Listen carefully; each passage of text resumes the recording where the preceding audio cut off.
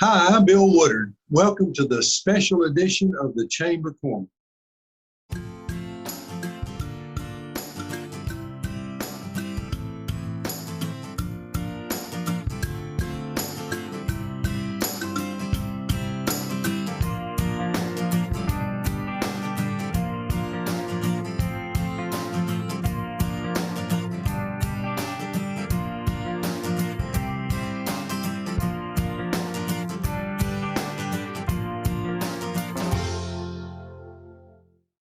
Okay, we're here with Mr. Franklin Graham, and he is with Pleasant Shade Cafe. Franklin, it's great to have you on the video here.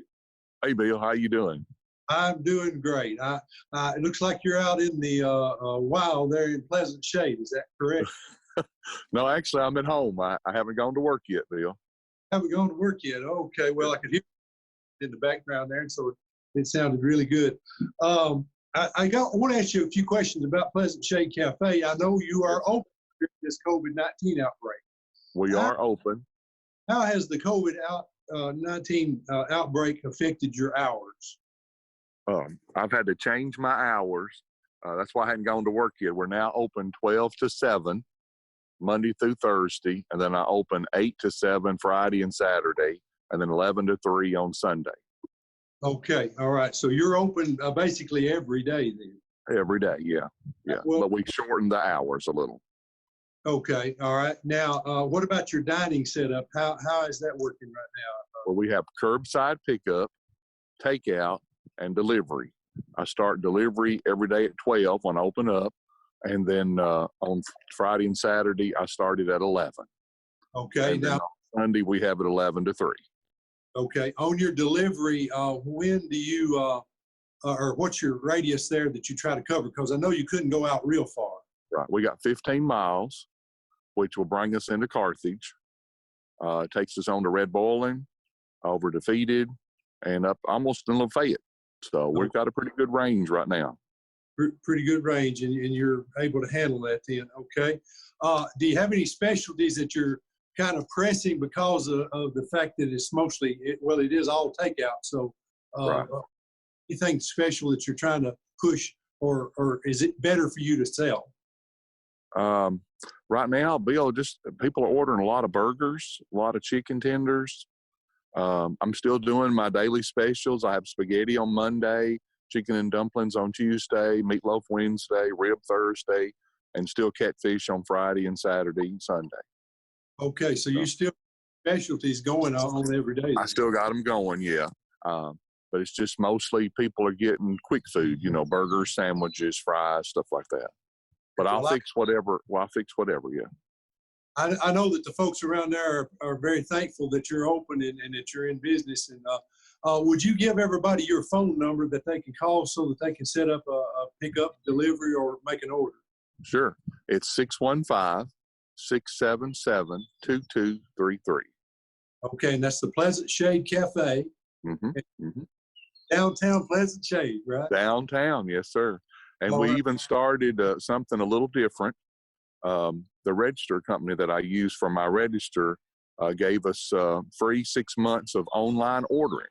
So if you go to my Facebook website, which is Jane Reed Pleasant Shade Store and Cafe, there's a link there that'll take you to online ordering. So you can actually place your order online, pay for it online, and then pick it up, set your pickup time. So it lets you set it up to 6 hours ahead of time. So, and then the full menu there every day. You always know what's online. It's the same thing I have in store. Okay, so they can pick the menu up, they can call, and then they can order online if they want to. If they want to, yeah. Got all that going. All right, well, that sounds great. And I'll tell you what, make sure you post this video to your Facebook page so that people have these instructions. Because a lot of times, I don't know how other people are, but a lot of times I learn more by seeing somebody and hearing them talk about it than I do by. I don't know how to do that, but I'll call you and ask you. Do that. We'll get you set up to where you. Yes, sir. Yes, sir. Franklin, thank you very much, and appreciate you coming on the video. And we'll see you, I am sure, when this is over at the restaurant. Thank you. Thank you. And I hope everybody stays healthy and well. All right. Thanks. Bye-bye. Thank you. Well, we're on the video chat because of the COVID-19 outbreak with Mr. Curtis Sutton and Miss Michelle Boykin. Curtis, glad to have you on with us. Thank you, Billy. Thank you. I'm glad to be here. Okay, and Michelle, glad to have you as well. Thanks, me too. All right, I'm going to ask you guys a few questions and maybe let you get about some of the things you do. Of course, you guys are Rackley Roofing, and you're located over in South Carthage, Tennessee, which is across the river from where I am right now. And the one thing about Rackley Roofing that I think a lot of people may not realize is that you guys cover just about the entire state with your roofing operation. Is that correct? We do. We have the, this is our corporate office right here in South Carthage. We have an office in Mount Juliet, an office in Knoxville, an office in Cleveland, Tennessee, and we're building an office right now or remodeling an office in Murfreesboro. Okay, so you got the state. When it comes to Rackley Roofing, you guys are a pretty big presence. I know during the chamber banquet, we actually had the privilege of having your NASCAR truck there, and your driver was there. That was really a good thing to have. Now, tell us about the NASCAR connection. Well, we're the Rackley Roofing's the official roofer of the Tennessee Titans, and on game day we have a zip line, a free zip line for anybody to go down, and the guy that runs the zip line, Dean, is actually the gas man for the NASCAR Truck Series for Clay Greenfield, and he introduced us to Clay Greenfield, and we really liked Clay, and he fit our core values as a company, so we decided to partner up with Clay Greenfield Racing Motorsports. Okay, yeah, and I know he does well. He's a very good presence. I'll ask a question to Michelle. Michelle, you guys do a lot of stuff in the community, and I know you and Curtis both are involved in this. How do you guys, you got involved in a manual house here not long ago with fixing and repairing the roofs, is that correct? Yes, we are very involved with several different organizations. Nationally, I'm involved with National Women in Roofing, and part of our basic goal there is to empower women in the roofing industry. And through that, we found some other avenues to empower women just within the communities that we serve.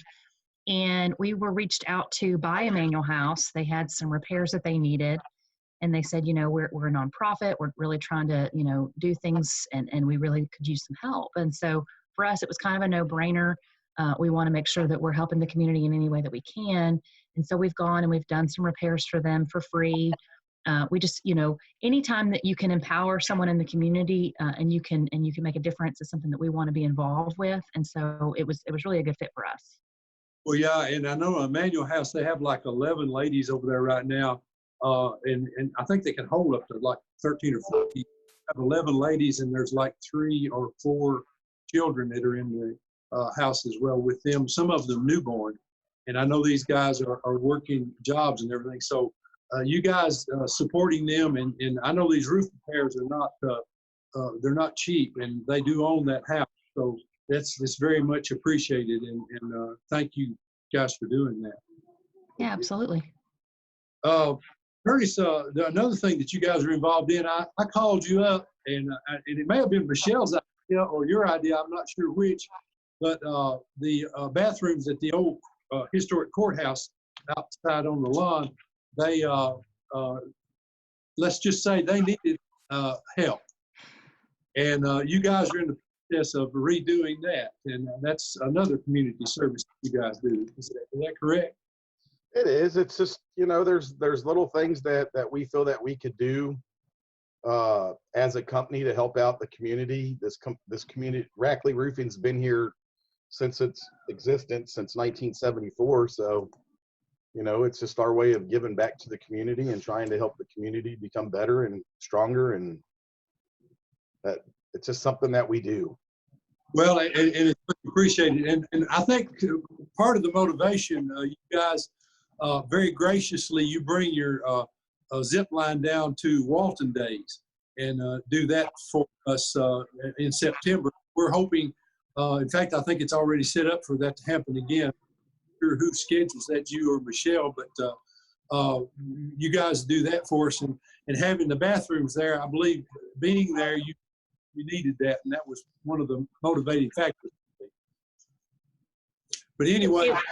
It was one of the things that kind of prompted it, I think, was, you know, being the official roofer of the Tennessee Titans, we've done some marketing campaigns, and one of the marketing campaigns that we've done at the Titan Stadium is sort of a cheeky comment. We have signs above the restrooms there that say, "Let us take care of your leak," and so it's kind of a play on words. And so to be able to help with the bathroom renovations was a way to use that same kind of marketing campaign locally. So when they see that little sign bathroom over here at the old courthouse, they'll know it's directly roofing. That's right. Well, guys, is there anything else you guys would like to add? I think I've covered the things that I wanted to. And let me say again, we really appreciate the effort and what you guys contribute to the community and everything. But would you like to add anything? I would say that, you know, we're in a time right now where a lot of people are being laid off or furloughed. We thankfully have a lot of business, and we're considered essential. So we're, you know, working business as normal, and we're taking this opportunity to really find some great talent. So if there's somebody that's looking for a job, reach out to us. We would love to, you know, get somebody employed gainfully. And, you know, roofing is a great thing to be in. It's you always need a roof. You always need, you know, something over your head. So you know, feel free to reach out to us if anybody's looking for a job. Okay, and they get to ride around in 50-looking white trucks with the blue lettering on. We're in the process of making them blue trucks with white lettering. We're in the process of changing our trucks over to like how the NASCAR truck looks. Oh, I see. That'll be cool. Yeah. Well, hey, Curtis, you guys have a great company there, and Michelle, Curtis, thank you very much for being on the interview with me. Hey, thank you. Thank you, Billy. Hey, stay safe. Thank you. Thanks. Okay, we're here on Zoom with Mr. Kurt Bass with Bass Funeral Home. Kurt, glad to have you on our show today. Thank you, Bill. I appreciate you calling me and letting me be on today. Okay, well now, during this time, this COVID-19 outbreak has changed a lot of things in our society, and obviously you and I are not meeting in person, and that's one of the things that's changed. And it has also changed your industry and some of the things that are going on. I mean, like you're in your home right now, but just give us a little overview of what's going on as far as the funeral industry. So the biggest thing is, you know, funerals are open for the public 99% of the time. And up until toward the end of March, we did not have enough guidance from the governor, from our state board, to decide whether we could do that or not. And finally, they come out to say, you know, they had gatherings of 50 or less. You couldn't have any gatherings of 50 or less. But they gave us no guidance if funerals were included. And finally, they gave us that. And then, of course, they moved down to 10 or less. And so now we cannot have any public gathering of more than 10 people. And so since that time that the mandate has been in, we have had several funerals where the families have had to decide, you know, who gets to go in for a certain amount of time. And we have people go in and people come out. That way there's never any more than 10 people in our chapel at a given time. And so it's been a huge change, especially for an area like ours. Now, in different parts of the country where there's not big visitations, where there's not big crowds, where, you know, you don't have 4, 5, or 6 hours of visitation before a funeral, it's probably not that big of a deal. But here where we have so many people come and where families are so close together and where it's such a big deal to come together during this time, it has really altered the landscape of how we're doing things. Yeah, well, I know the parking lot is always full when someone is there, you can see people coming in and out all the Right. time. So I know that it will be hard on some folks. Have you had to have some services under these conditions since this started? We have, and what we've been doing, and we've agreed and with multiple funeral homes across the area that, you know, you have a private, what we're calling a private service, and it's just a little bit of visitation with just the family here and just who they decide to come. And then we limit it to 10 people in the building at one time. Everybody else can stay in the parking lot as long as they're social distancing and staying away. And then we go to the cemetery and have a private graveside service. And, you know, in any situation, especially if you have somebody that's very well known, you have the opportunity to have 100 or 200 people, even in a graveside service. And so, and most of the people are understanding. I mean, most people don't want this virus anyway. And, you know, you never know, especially at an event like this, who's going to come in, who they've been around and everything else. And of course, at a funeral home, everybody wants to hug and everybody wants to care for each other and everything else. And that's hard to do when you've got a virus like this going around. And so we just decided, with guidance from the board, with guidance from the governor, and as a group of funeral homes around the area, that this is the best thing to do, to limit it to the number of people inside, have private graveside services. And then later down the road, what we have told people, if they want to have a public memorial service later down the road, these people that have been affected by this, then we will let them do that. And then the public can come and you can have that service that way. Okay, and I've been to some of those memorial services like that, and they actually are great because people get I've seen a few of them, they get up and they talk about their relationship with the person that's deceased. So kind of segue into another phase of this. During this time, you know, if people can't come and visit with their friends, part of that is the emotional stress that they're going through, trying to get through that. I don't know if you've got any advice on that or any suggestions, but that is a very stressful time for them. And then you have this added on top of it. I don't know if you have a comment on it. Right.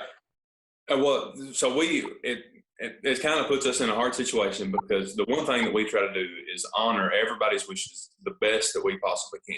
That way they're able to memorialize their loved one.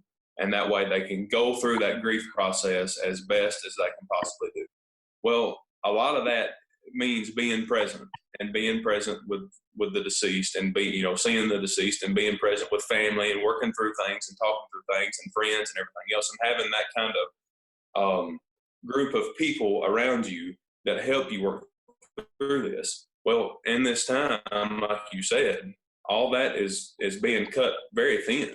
And so we're trying our best to make sure that we take care of the wishes of the family. We take care of the wishes of the deceased as best as we possibly can. We make sure that the people that need to be here are here, or that they have an opportunity to be here in some way.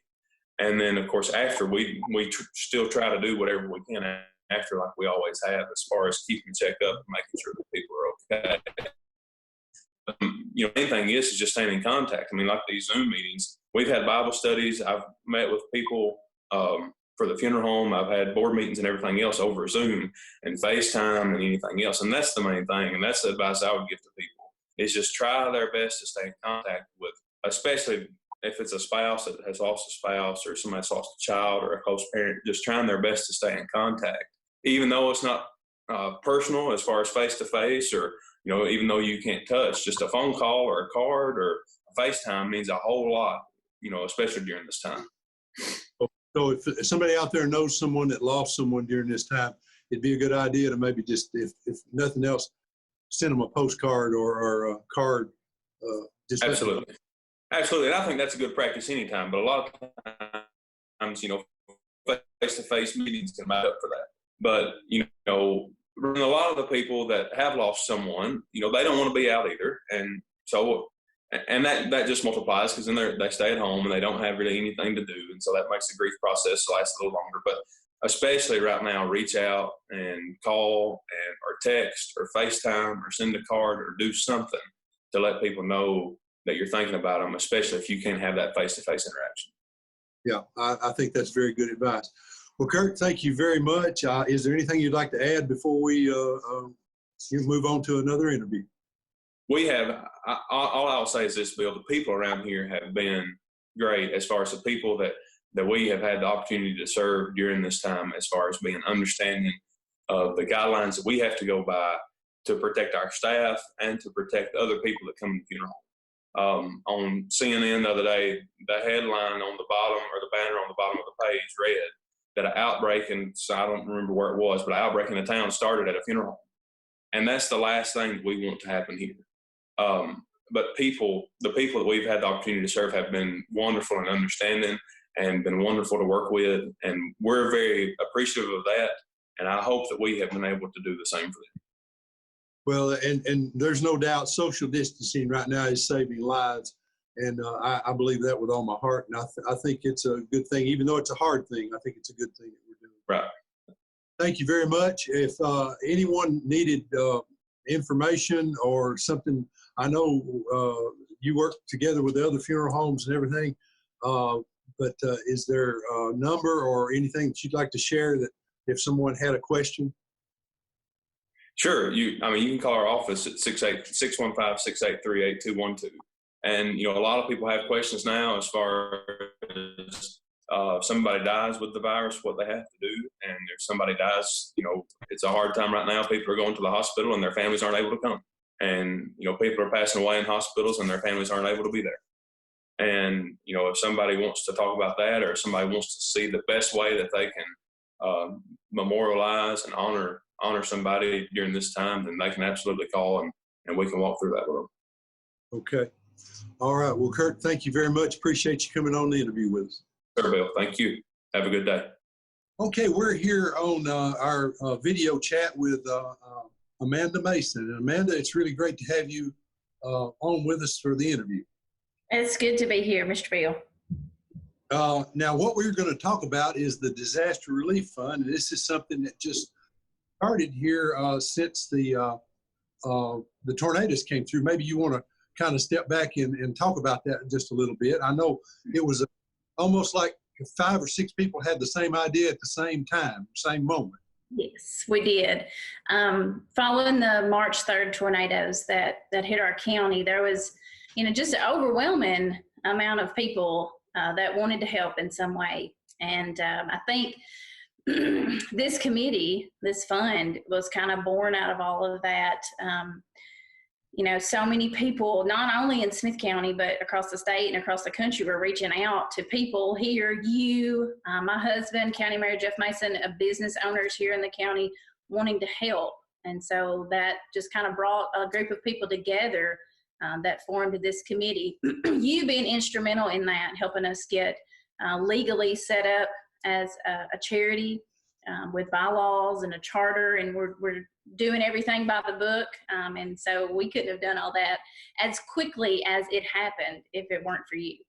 Yeah, well, thank you for that. We were able to set it up for within about 2 or 3 days. And back a couple of years ago, we had decided, and this would be good information for folks out there that are maybe wanting to set up a charitable organization. We found that 501c3 status is not real difficult to get, but it takes a pretty long period of time. So we set up Smith County Living Incorporated, and people can come up under that board and be able to set up their charitable organization, and they have oversight. They take care of the money, and they do the things for the organization that they normally would take a long time for them to get done. I know the Disaster Relief Fund, we were accepting donations, I think, within a couple of days of the tornado. We were accepting donations within a few days and distributing donations within a few days, which again is remarkable considering, how quickly it was all formed. And thank you to Smith County Living for allowing us to just kind of come underneath their umbrella. That just helped us move that process along because we had citizens in need and we were able to meet those needs.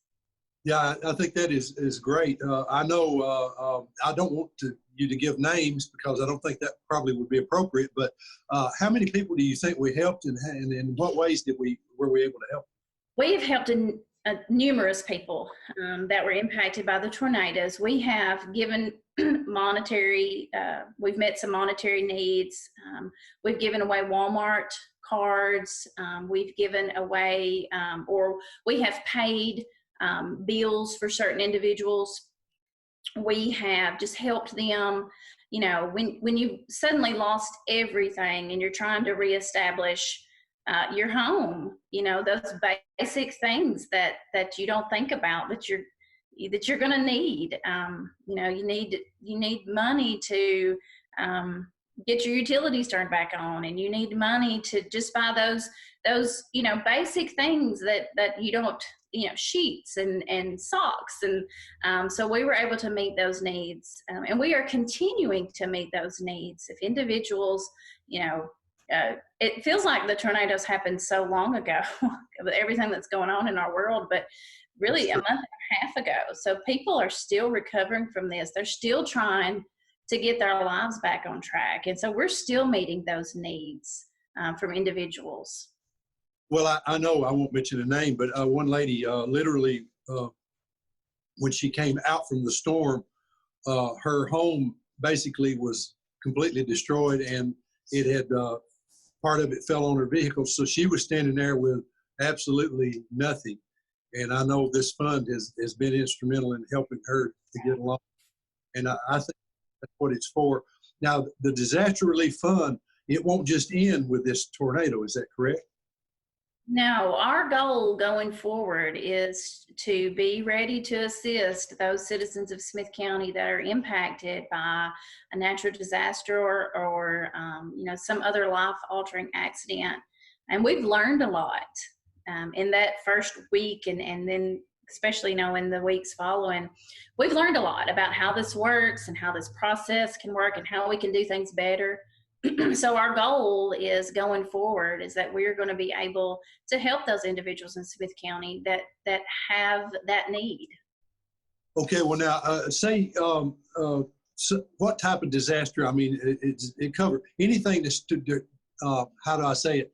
Anything that's determined to be a disaster, I guess, would be covered by this group. Our mission statement says that any family or individual in Smith County that's affected by a natural disaster or some other type of life-altering accident.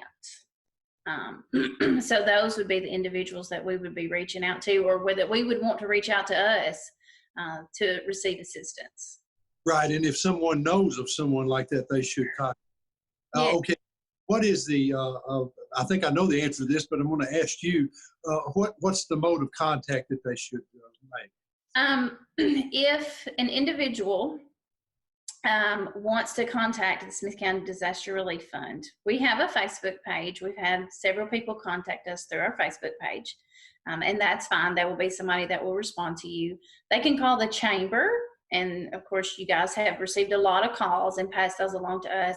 They can also call the mayor's office, and he will pass that information along to us as well. Okay, so there's several avenues to be able to get to that are in the fund. Okay, I don't know of anything else unless do you have something you would like to add that maybe I just wanted to real quickly tell people the individuals on the board, and so they might feel more comfortable just reaching out to one of those individuals if they needed assistance. So Mr. Brandon McGowan is our chairman. My name is Amanda Mason. Miss Amy Dudney, who owns Gordonsville Drug. She is on our board. Miss Sheila Farrell, Mr. Junior Nesbitt, Miss Lacey Crockett. We are all board members. So if somebody needed assistance and they felt comfortable reaching out to one of us individually, we would be able to help them. Well, and I think that's a good idea, because sometimes a person feels a need and should tell you their story so that they can, feel good about getting the help. Okay, well, I think we pretty well covered everything. Amanda, thank you for coming on. Thank you for having us. We needed to know, and we now know that the Smith County Disaster Relief Fund will be in place for anything that happens in the future. So if something devastating happens to somebody, they can give us a call. Sure, absolutely. All right, well, thank you very much, and you have a great day. And this has been a strange way to do an interview, but I think quite well. Yes, thank you. Okay, we're here on video chat with Miss Pastor Monica Mowdy, and Monica, I really appreciate you coming on the program with us. I'm glad to be here. It's interesting to do it this way, but I'm glad to be here. Well, it's a strange time, this COVID-19, the social distancing and everything. I've called you to talk about Emmanuel House, but I want to hit another subject a little bit before.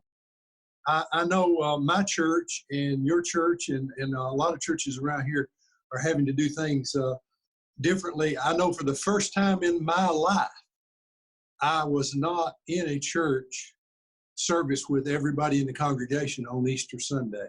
And that felt strange. And I'm sure it did feel strange for us. It was even stranger for me as a pastor, because we filmed our Easter sunrise service the Saturday before Easter, because we saw the weather forecast of the impending storms. And so that meant on Easter morning, I got to do something I haven't done in years, which was worship along with everyone else via internet. So that was kind of neat, but it was also bittersweet. I missed some of the other things like the Good Friday service and some things like that. But I'm just really trying to focus in on the creativity and the ingenuity required to find new ways to connect and new ways to do what we pastors and we churches do, and not get bogged down in the what I can't do. And so that's kind of been great for us. Well, you're right. There are some positives that come out of this.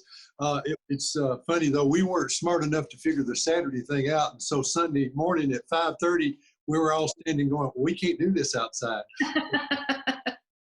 There was only 5 of us.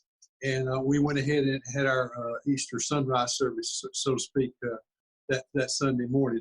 But I know it's trying, and we don't know how much longer this will last. But I know and I'm sure you do, I really miss not being able to meet with everybody. I miss seeing faces. Yeah. The reason that we wanted to talk to you today is to talk about Emmanuel House, and I think maybe it would be a good idea for you to describe your role and then what Emmanuel House is, if you want to go through that, please. Okay, I'm the vice chairman. Michael Nesbitt is the chairman of the Emmanuel House. Our board of directors includes you and Dylan Reed and Jackie Carver Jr. and Holly Upchurch and Rachel Kemp and Lindsay Gull, and I feel like, and Kendra Preston. The transitional living home, it's a transitional living home. It is not a homeless shelter. It is a place where women coming out of incarceration or recovery efforts through addiction or homelessness or domestic abuse, it's a place where they can come in ready to move forward, and it's a program that helps give them the tools in their tool belt so that they can move forward, so that when they're ready to go out on their own, they're in a better space, so they're less likely to fall back into what brought them into the house to begin with. Okay, and typically what you're going to see is a woman coming to you likely with no job, no transportation, and no family to help them, and they're pretty well down on their luck. Is that correct? Pretty much. Some of them come with family, but most of the time they've burned through their family's resources, or their family just doesn't really know how to help. They definitely come without a job, most always come without transportation, or even if they have a car, many of them have racked up fines in a way where they can't really drive their car legally. They don't have the funds to purchase insurance, to reclaim their license. So what we do is we help them gain employment. We help them work on a budget. We help them with budgeting skills. Of course, they pay rent while they live there. This isn't a free ride, so to speak.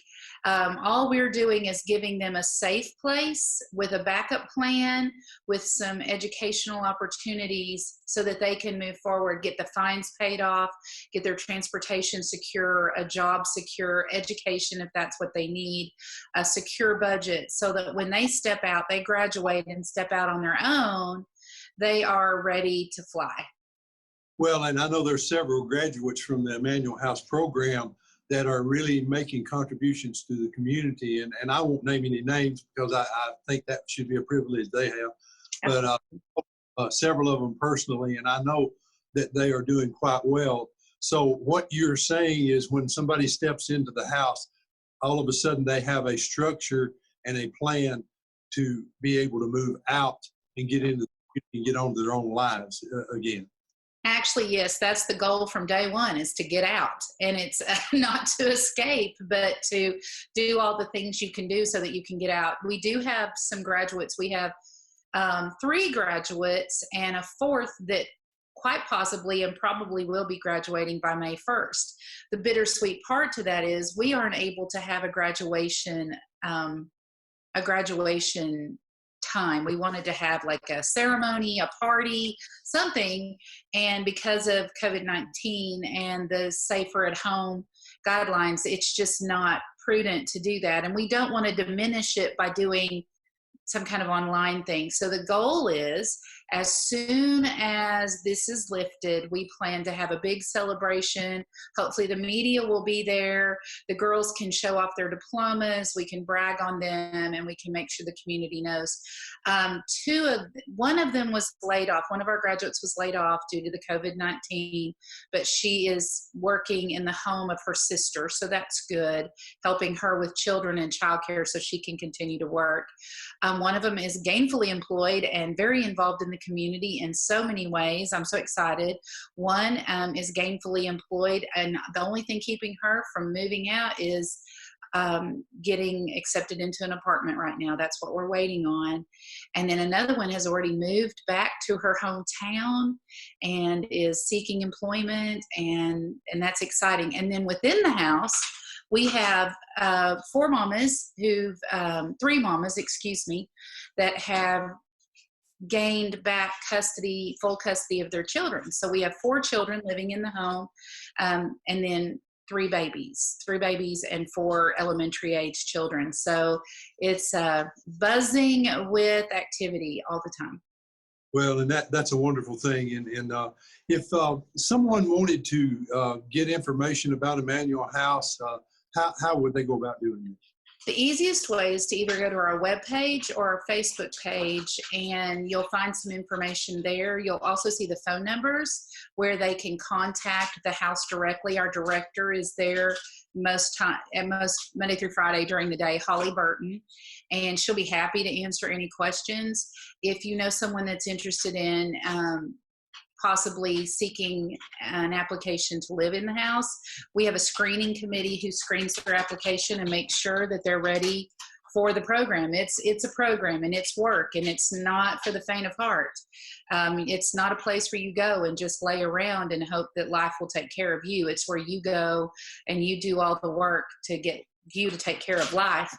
And we're currently not taking new applicants until the safer at home regulations are lifted, mainly because right now everyone in the house is healthy and safe and abiding by the safer at home guidelines, and we don't want to bring any illness into the house.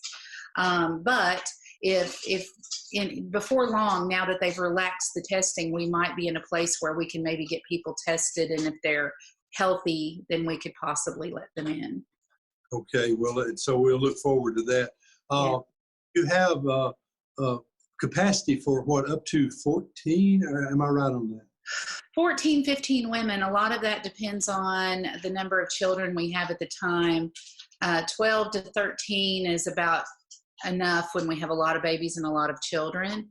And a lot of it depends on their children, if they're bringing children with them.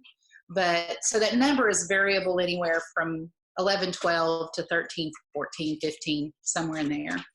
Okay. All right. And it's basically, to put it in a nutshell, it's a place where somebody, if they're down, it's a hand up, and it's not a handout, basically. Exactly. They need to be, a lot of the girls that come know they've got to work. They may not be ready to work. They may not be ready to learn, but they know that's part of the program, and we help them get to that place. But it's not a place to come. We don't do emergency care for just a few days. We don't have the capacity to handle that. We are strictly a place for people to come that intend to stay anywhere from 12 months to 2 years, working on getting their life in order so that they can be independent. And that's a good thing, because they have the time to actually do it. Yeah. There's something to go over regarding one of the companies here, but before I do that, is there anything that I may have missed that you would like to add? Well, just more importantly, those of you that have, we want to thank everyone who's been so generous, the people that came out to Taste of River City and helped us, and the people that will go to the River City Ball when they hold it, because we are the recipients this year of some of the money that they get from River City Ball. We still are having to pay bills. We're still having to take care of expenses for the house, and many of our girls are unable to work right now. They've been laid off, and their unemployment is not coming in yet. So I know it's tight for everybody right now, but if you have some money that you need to donate somewhere, we'd love it if you would think of us. Because we still are trying to take care of the women we have in the house. We're still trying to take care of the children we have in the house. And if you're worried about those children, let me tell you something just real quick. One of our mamas is literally homeschooling all of the children.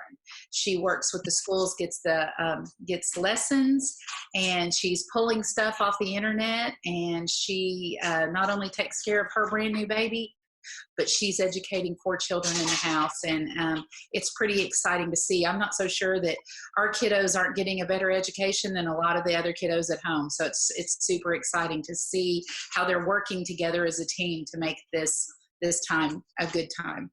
Well, and that's a good thing, because these ladies, they form a bond there, and they will help each other. That's wonderful. They are. It's great. One thing I wanted to mention, there's a company here that has been helping you guys out, Rackley Roofing Company. Yes, yes.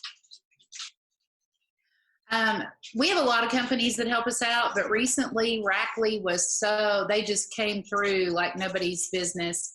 The house is older, it's an older home, and there's repairs that have to be done all the time, but we've battled a roof since we've moved in, and Rackley swooped in and was generous and prompt and efficient and got in and helped us fix that roof, so we didn't have women's rooms leaking, and it was just we are blessed to see how this community as a whole, businesses and individuals, have just jumped in. But we just really have a big shout out thank you to Rackley Roofing. Yeah, and as you mentioned, there's several other companies and people, and hopefully we'll be able to give an accolade to them as we move along with the interviews later on and talking about Emmanuel House. Okay, well, Pastor, thank you very much for being here. And I hope that we are able to meet face to face here pretty soon. Me too. Thank you for having me. Okay, we're here on an interview now with the Smith County COVID-19 Task Force. And we've got Mayor Jeff Mason. Mayor, thank you for being on here. Thanks, Bill. All right, and we've also got Dr. Roger Duke. Dr. Duke, thank you for being on here. Thank you for having us, Bill. Dr. Duke, I'm going to start with you on the medical side of it and get you to talk a minute about what the task force and what we're doing here in the county to try to battle this COVID-19 outbreak. Thank you. Yes, we of course, as everyone already knows, we started this task force back. Actually, the mayor and I were talking back in late February about the pandemic, and we joined together and formed this task force. Basically, the task force has been monitoring this pandemic, and the primary thing for the task force for the county is that it's really an adjunct to the things that's already in place, the federal and the state entities that are working with this pandemic. Our Smith County Task Force actually is just an adjunct to those. It's we actually look at this from a centristic point of view from Smith County. Basically everything that we look at has to do with Smith County and how the pandemic is actually affecting Smith County and how we respond to that. We have, as you know, we have 15 different stakeholder entities that's involved with this, and we get information back from them, and we give information back to them, and this keeps everybody on the same page as far as what's going on with the virus. Well, I know I, of course meetings and listen to everybody report, and it's really very good. And the one thing that I think it does is it helps to stop rumors, because I have heard things out there that are really not good for people, that I don't know where they come from, but they're not good things. And this task force and videos and things like this help to quell that type of stuff. I think that's a good thing. Absolutely. That is one of the primary things that we want to do. You know, as we started out, one of our mission things was replace fear with fact, and rumor with reality, and anxiety with actuality. And you're exactly right. I hear this every day. I get a lot of questions. I get a lot of people send me a lot of things about the virus and what's happening, and there's just so many rumors going around, and hopefully this task force can quell all of those rumors, and so people will know the truth about what's going on, the truth as best we know it. Now we have to understand that this is a constantly changing thing. There's a lot of moving parts to this. It's a constantly changing thing. Every day we get numbers, information, data based on outcome of things that's happened and what our social distancing, that sort of thing. So sometimes it seems like we may be changing our minds. We may be saying, okay, this is what we're projecting now. This is what we're projecting. And to the common observer, you would think, well, they just don't know what they're talking about. But actually, we look at a lot of data. We look at, considering I get information from Tennessee Department of Public Health. I get information from CDC, NIH, Johns Hopkins. So all of that information goes into what we're looking at as a federal, state, and specifically how all that relates to Smith County. So if we look like we're changing our minds, it's just because things change, sometimes hourly, as the mayor and I talk several times a day. Well, and I'll ask you one question here, and then I'm going to jump to the mayor with a question. But active cases in Smith County, you are reporting those and keeping people abreast of that. And so far, we've honestly, I think, been blessed to not have that many. Exactly. Now I will say this though, just when we look at these numbers, the numbers that I use are the official Tennessee Department of Public Health numbers. And the reason why I use those is these are the most consistently done, the most accurate, the most confirmed, accurate, reconciled by the state of Tennessee. And they come out at 2 p.m. every day, and I get a data packet on that every day. So you got to remember now that these numbers that we're looking at is probably something that happened real time about 2 to 10 days ago, because that's the lag period on getting all this stuff back into the Tennessee Department of Public Health, getting it confirmed, reconciled, and published. So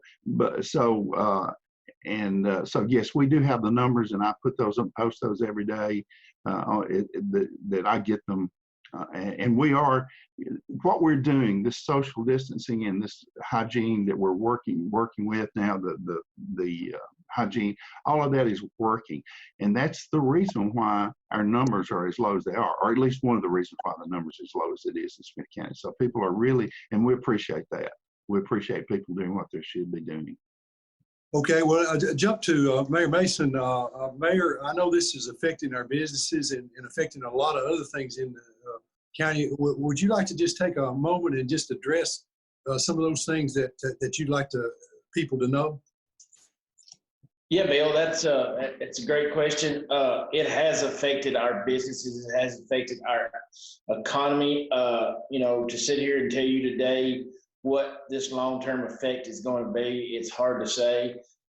Going back to some things that Dr. Duke and I talked about, I said this week. I feel like I've walked a tightrope. I've been in the circus for 6 weeks walking a tightrope, because you balance the public safety side versus the economy side, and it's it's a tough situation we're in right now. None of us has ever been in this situation before. There's not a playbook. There's not past experiences. So I mean, and it's very true what the doc said about information changes. We've with our government operations, and I can imagine it's the same way on the private sector, because I've talked to those guys too. those men and women about what they're going through. You know, you get a packet out from the federal government about how unemployment is supposed to go and the different types of leave, and then you end up trying to figure out how you're going to make all that work. And by the afternoon, there's been a requirement that's changed, and you got to do it this way or this way, you know. And so it's been some trying times. We've you know, every challenge though has an opportunity to get better, and I believe that we will be better for it coming out of this. I worry about our folks. You know, I said my prayers are for our sick. That's the main thing. But also, you know, there's people that's laid off and have lost their jobs and their income.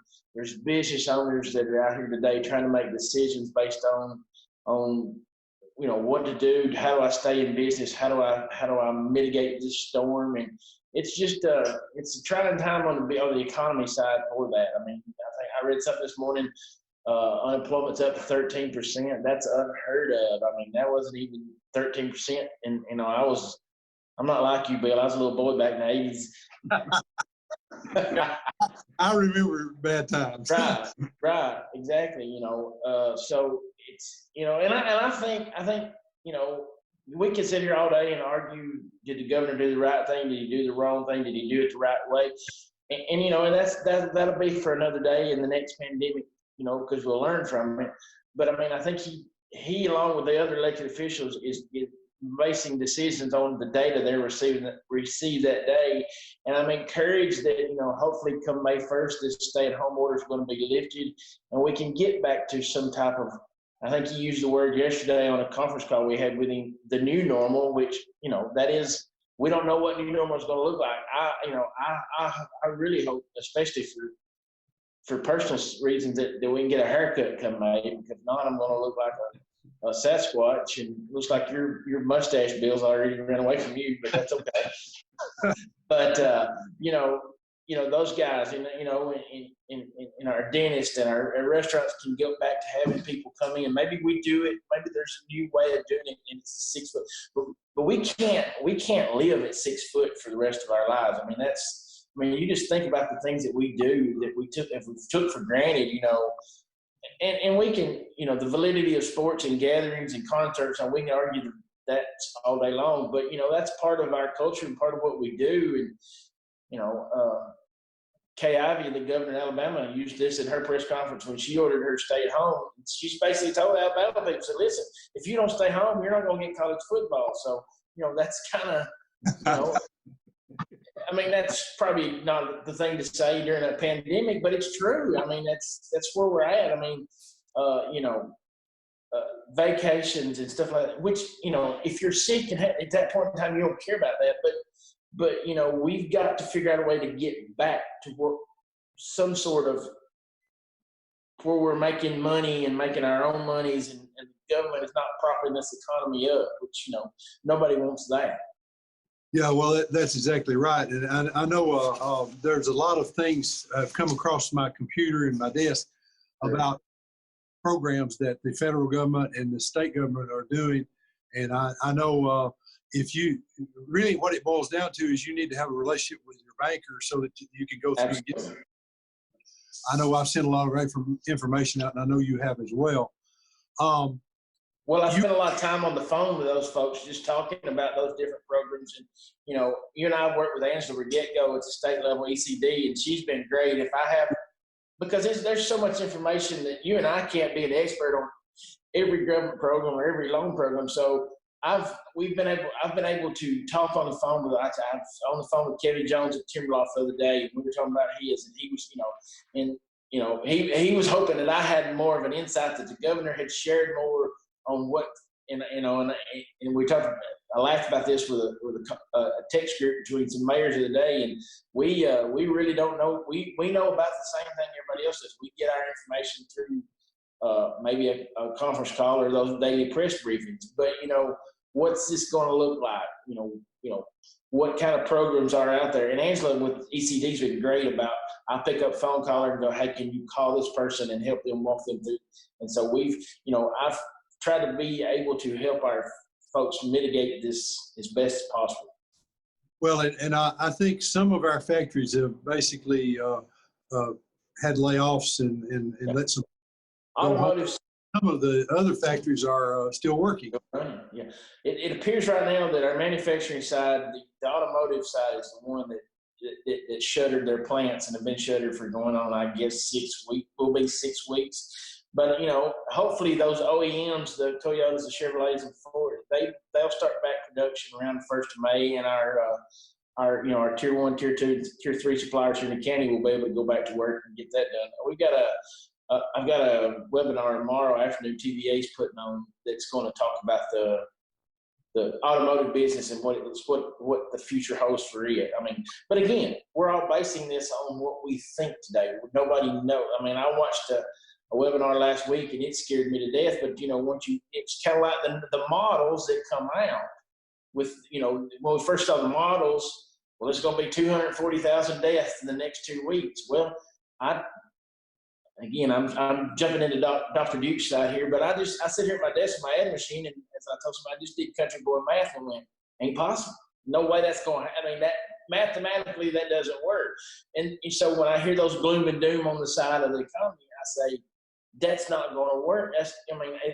That can't happen because of this. So you got there's filtering through, finding the correct data that you can trust, and saying, okay, this is, but we don't know. I mean, is our sales tax going to take a big hit? Sure, we're going to take a drop in that because people's not spending money, they've been home. But on the positive side of that, Bill, is we're not going to take that hit on the sales tax that a lot of other counties would, because our sales tax collections are not based off of a big tourism dollar. It's not a festival that brings a ton of people into Smith County. Our tax money, our sales tax money, is a true consumer money. Right. Well, and I know places like Sevier County, I'm sure they got harder than we did. I'll jump back to Dr. Duke here and just ask if there's anything he wants to add on the medical side, and then I'm going to come back to you. We're just time here. So, Dr. Duke, on the medical side, is there anything that you would like to add to our interview here? I would. I just want to say that yesterday we got a taste of kind of what the initiative is on getting things ready to go back to open up our economy. And I'd like to say that I think the governor and the administration is really looking at the scientific portion of this and the initiative that they're working with. We got mass testing opened up yesterday for this weekend, and that's one of the things that we've got to have when we open up this economy. And I think they're looking at contact tracing, identification, and we got some antibody kits that are available now. One came out the 1st of this month, and the other one the 15th of this month. And so when we get those, so I think the infrastructure and the initiative of getting everything in place so we can do this in a very careful fashion going back. I think our governor and the administration is doing what I would think is a perfect job on getting things going back as safe as we can be. Yeah, and we're in a war right now against the virus, and we need to treat it that way. People need to take it serious, don't they, Dr. Duke? Absolutely. Yes, I can't stress that enough. This virus knows no politics. It has not a political preference. It knows no social class. It knows no race, no religion. It does what it wants to do, and we've never seen anything. Just remember, we still to this day don't have a vaccine. When we don't have a beneficial cure or treatment at this time, it's all just. So we're setting ducks to this thing. So the only way we can do it is listen to what the science sends us their way, and so far we're doing that, and I still think with the science and the plans that the initiative and the plans that our government has here in the state, and we will be doing this in Smith County as well. I think it's going to be the best we can do with the situation with opening stuff up, and I look forward to it. Yeah, well, I look forward to that too. In 1918, there was 1.9 billion people on the earth, and 500 million of them died, they say, during that Spanish flu outbreak, which was an H1N1 virus. Not the same as this one that we're in. I think we're better prepared than they were then, and I believe we can have some good outcomes if we keep following the guidelines that we've been given. And I know it's hard sometimes when you see somebody wearing a mask. Not only are they protecting themselves, they're protecting other people in case. Absolutely, absolutely, yeah. Just be careful what you listen to and what you believe in. Listen to the experts. Not necessarily. When I say I'm an expert, I'm not necessarily an expert, but I sure got hundreds and hundreds of experts behind me that tell me where to go and what to do with this. So, absolutely. And if you get lost and you don't know where to go to CDC. That's the best information that I know that is available. CDC and the Tennessee Department of Public Health, they are my go-to on this thing. Yeah, I was going to mention that Tennessee Department of Public Health. We hopefully will do an interview with them later, but they're doing a lot to help curb this virus. Yeah. Yes. Again, the initiative that they've set up as of yesterday, Dr. Piercy was on a call with them, and absolutely that I think I agree with exactly what they're doing for Smith County. It's going to work for Smith County, I think. Okay, well let me jump to the mayor. Mayor, we went from less than 3% unemployment to 13. It is my personal opinion. I have no basis for this. That as soon as the sanctions or the in place things that are lifted, I feel like our employment will go down again because I believe people will get back out and start doing business. I don't know if would you like to comment on that? I think so as well, Bill. We're a resilient bunch. We'll bounce back and be better for it. But I think our people will go back to work as soon as they're allowed to. As soon as this comes off. And like I said, we don't know what. There's been no direction given as far as how this opening is going to go back up. I think it'll probably be a step back or step process, kind of like the how we got to the stay-at-home order. So it may not be completely 100% wide open day one, but we'll get there. Well, you're going to follow the lead from the federal and the state government to do what everyone. Sure. Yes, and one thing I think we're probably all ready to. We took for granted that going to church on Sundays. That I think we're all looking forward to being able to get to do that again one day soon. I'm a handshaker, and I've missed doing that. That may not be a part of our normal going forward, but I miss that because you miss that. And I miss it's quiet in this building because there's no traffic, and it's hard on people persons to not have that interaction that we've been used to having. Yeah, I could not agree more. I love to be able to talk to people and slap them on the back and shake their hand, and I miss that as well. Mayor, thank you. Dr. Duke, thank you. I guess we're out of time, so I appreciate you guys being on the interview with us. Thank you, Bill, and just remember your CDC suggestions, and don't panic, don't fear. Okay. We're gonna get through this. Okay, we're in our interview set, and we now have with us Mr. Michael Herman, who is the, I hope I get your title right, the hospital administrator. Is that correct? That is correct, yes. I've written down some questions because I feel like your interview is pretty important for people to get good information. So I didn't want to just kind of random do things. And so I'll just start down these questions here. First one is, how is Riverview Regional Medical Center coping with the COVID-19 outbreak?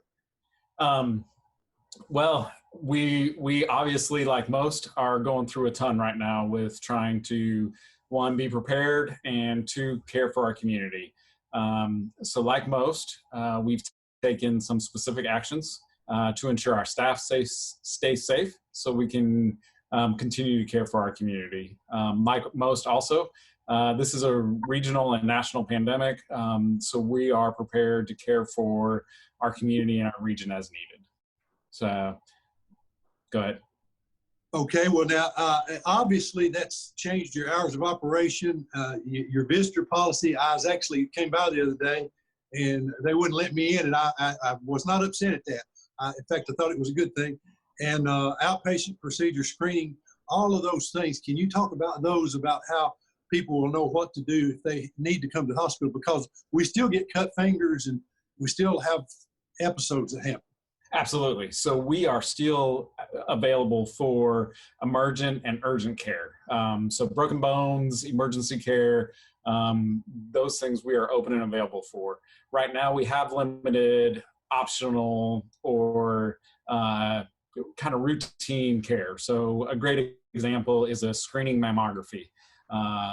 Those routine pieces of care, if they can be delayed for 60, 90 days and there's no negative outcome personally clinically, then we've asked that those pieces be delayed, such as a screening mammography. If you have no symptoms and aren't experiencing anything adverse, waiting 30, 60, 90 days is not a big deal. So that's on the care treatment piece. We are limiting that side. And then from visitation, we have limited visitation significantly. Knowing our population that we care for is immunocompromised or sick, we don't want to spread the virus unnecessarily. So we've limited visitation to the OB unit because me as a dad, it would be very hard telling me that I couldn't be there with my wife during that process. So obviously we've made exceptions there. If there's someone actively dying or passing away, we want that family member to be able to be in the room as much as possible. Outside of that, we're trying to do as much video and FaceTime technology as possible to keep our patients connected with their family to the best of our abilities. So we have limited visitation. And then operationally within the hospital, anybody who comes into the organization gets screened for COVID symptoms. So primarily the cough and fever, and then direct exposure to somebody who we know has tested positive in the community. So we are screening everybody.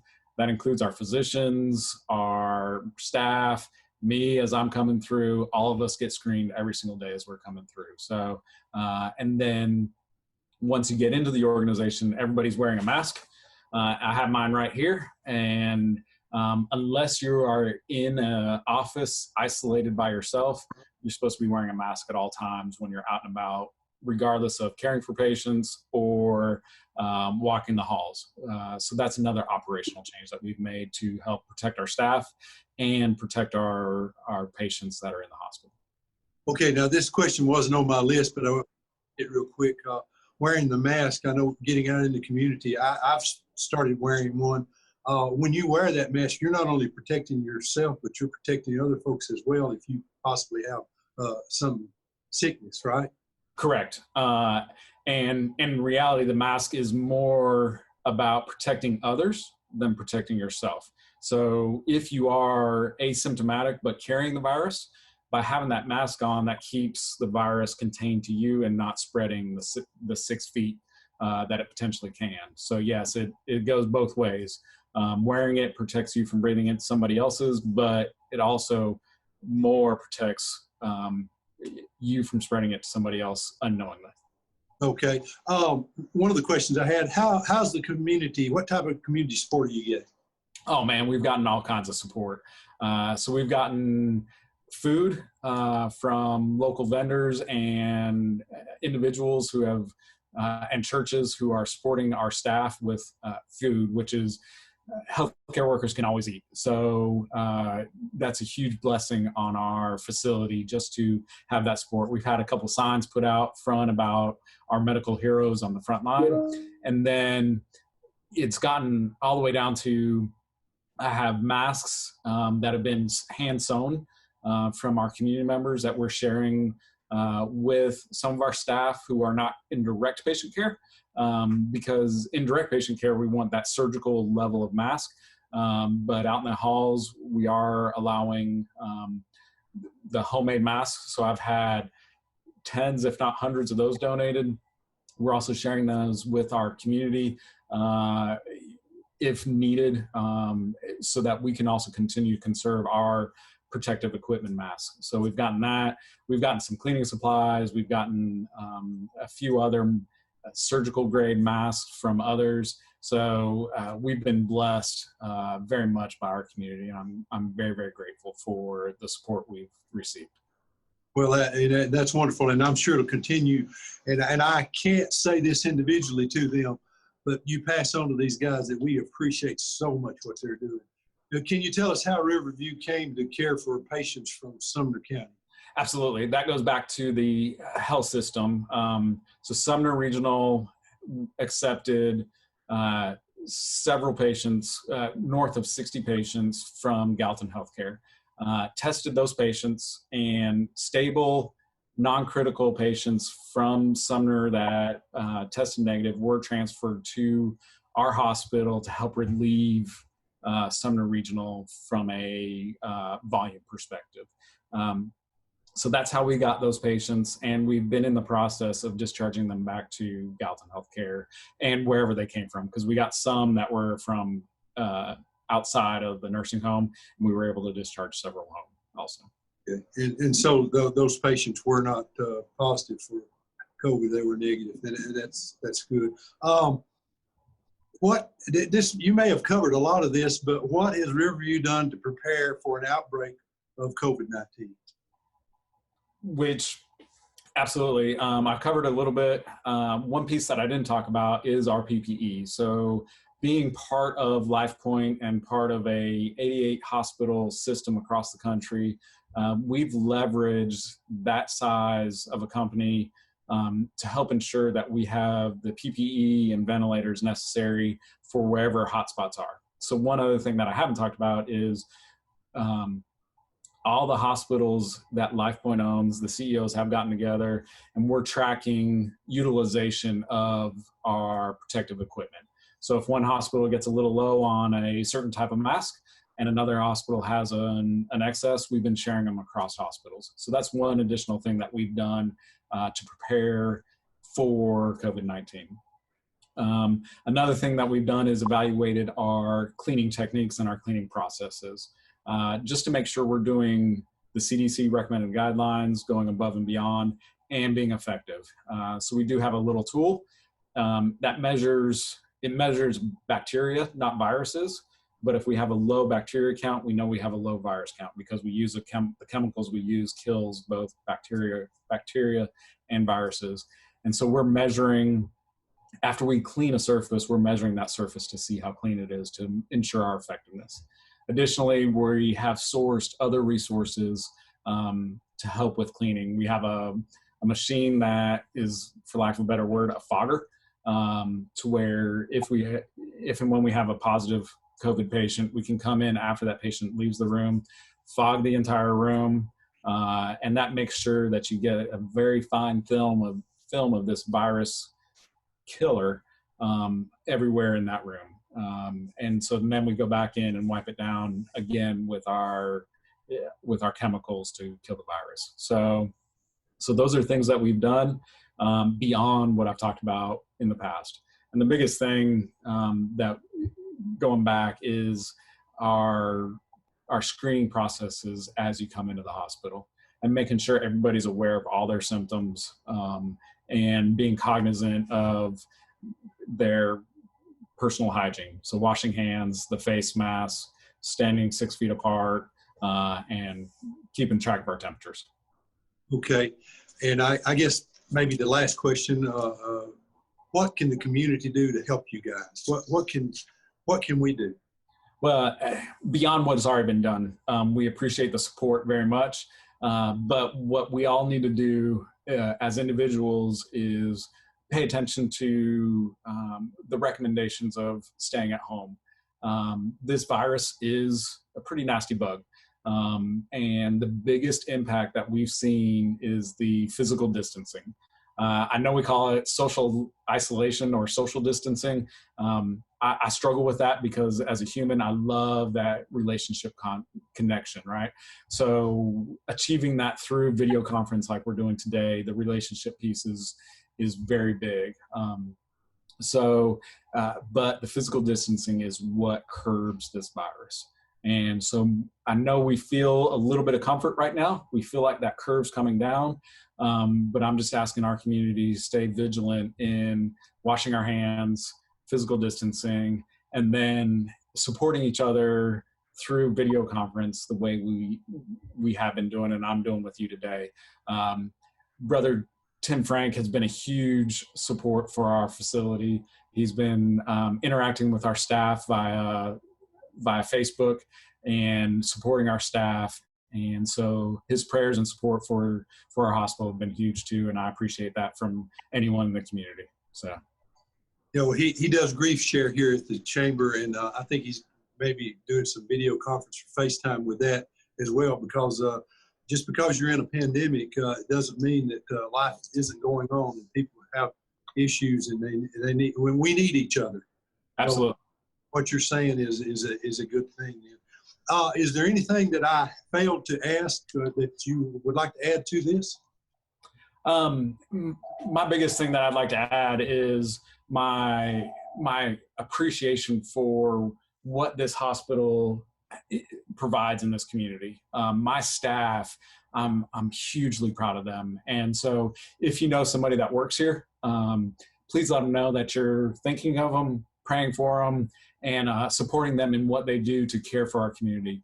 This hospital does amazing work and supports our community in amazing ways. And we love being part of the community. And we love the support that we felt from the community. And I just ask that if you see one of us out in one of our t-shirts or our scrubs, let them know that you've been thinking of them through this process.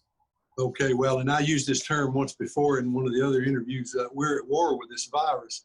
And you guys are on the front line, and our EMS guys and our public safety, our sheriffs and deputies and our police officers and out there, they're doing their jobs.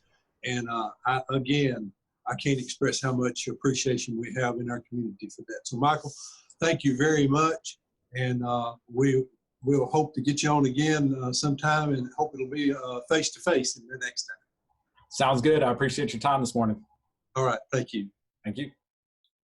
Okay, we're continuing our interviews here, and we have Mr. Michael Woodard on, and he is with Michael and Hannah's. Michael, thanks for coming on the interview with us. Appreciate y'all having me.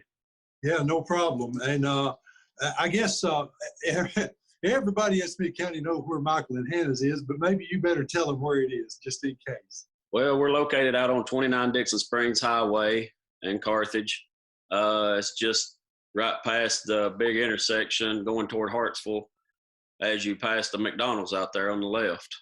Okay, and you guys have been it was Brenda's, and you took it over from her and carried the tradition on. Is that right? I did. Brenda Brown owned and operated it for 34 years, and we bought it March 4th of 2017, and everything's been pretty good since. And I may be wrong on this. If I am, I apologize, but didn't Hannah work there for a while for Brenda? She did. We actually met there. That's how we met. That's how we arranged our first date. And it's just kind of a weird instance that, later down the road, we ended up buying a place from Brenda. Well, I think that's kind of a nice story. So I like, tell me this outbreak of the COVID-19, it's bound to have affected your hours of operation and the way you operate. What about your hours of operation? What are you doing right now? Our hours of operation did have to adjust a little bit to accommodate the delivery portion because, previously we had not delivered. So we adjusted our hours. We still open at 10:30 every morning, but we're closing at 6 p.m. every evening.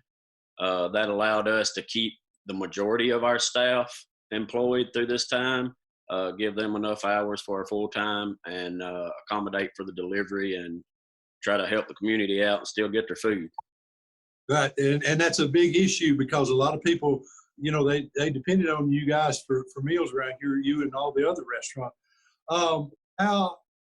What about your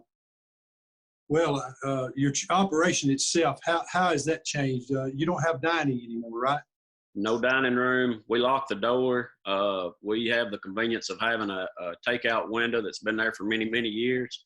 A lot of people already had utilized that, but we're utilizing the carry-out window there so people don't have to come in.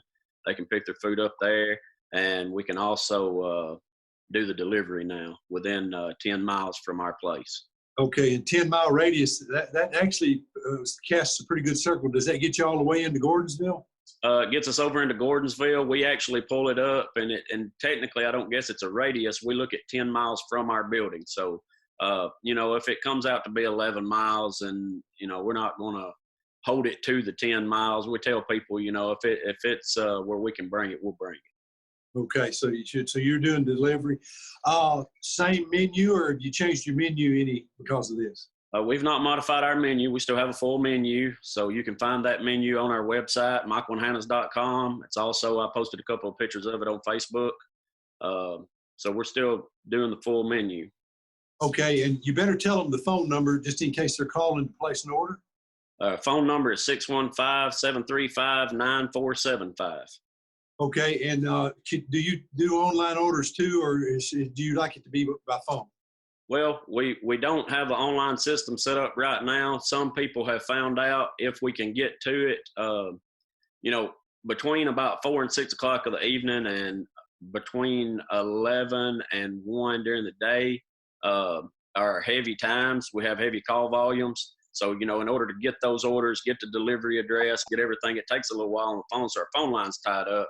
Some people have messaged through Facebook. We prefer you to call. The phone lines are not down. They're usually busy. Just keep calling, you'll get through. That's what we suggest for people to do. So we make sure to get their order right. Okay, and that's good information to know, because if you get a busy signal, you wonder. And so that's good to know. Well, thank you very much. Is there anything I failed to ask you that we need to add? I don't think so. Just we appreciate the community for supporting us through all this time. And we'll all get through it, I'm sure. Yeah, there's no doubt about it.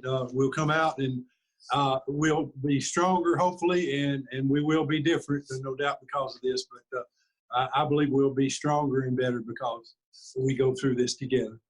All right. Well, Michael, thank you very much, and you have a blessed day. Thank you. You too. Well, folks, we hope you enjoyed our program today, and we hope you gave you some good information that you could use with the interviews that we did, the task force, the hospital, and some of the other things that are going on here in the county while we're pushing our way through this coronavirus outbreak that we're all having to live through. One thing I'd like to mention, a few things that didn't get mentioned during the program, and teachers are delivering meals to the school children here in Smith County. And even though school has basically, the governor has said that there's no school the rest of the year, they're going ahead and they're delivering these meals. So I want to say thank you to all those teachers out there that are doing this job, because it's a wonderful thing that you're helping our children here in Smith County with that. I also like to thank Mayor Mason and the county government here and the task force. They are allowing us to continue with the food drives. And we're taking precautions to be safe with that, and, you know, wearing our personal protection equipment and trying to do everything we can to keep anything from spreading here in Smith County with that, while we still take care of the needs of people that need food. I'd also like to say a special thanks to an individual, and that's Mr. Junior Nesbitt. Many of you know him, and he has actually taken it upon himself to deliver food to individuals that can't get out and can't do anything. So I want to thank him for that personally, and give a shout out to him. Also, our law enforcement, city and county, all of you guys, you're much appreciated, and we appreciate the job that you're doing in this time that we're in this war against this virus. Last thing I'd like to mention is the Chamber of Commerce. Our lobby is closed because of the outbreak, but we are still here manning the phones, and if you have a question or you have something that you need we can help you with, we'll do our best to do that. We field a lot of calls during the day, and so far we haven't been asked something we haven't been able to give a person an answer to. Also follow us on Facebook. We're trying to continue to post things, and we have our information up on our website, and of course the Chamber Corner here. You can view that at DTC3 TV. I'd like to thank the folks at DTC for allowing us to put this show on, and they do a great job. And then also like to let you know that you can go to YouTube, and their shows are archived. You can see them as well as this one. So folks, I would urge you to wear your mask. It's actually an act of protecting other people as much as it is protecting yourself. Because if you were to happen to be sick with something and you're wearing that mask, that's going to keep that germ from getting on to someone else. So wear your mask and use your hand sanitizer and wash your hands, and we'll get through this. We're in a war against a virus. It's an unseen enemy, but we can win this, and we can get back to normal and all get back to our jobs so that people can be making their livings and earn their keep. So folks, until the next time, may God bless you, and we hope that you stay safe, and we hope to come out of this healthy and happy. So we'll see you next time.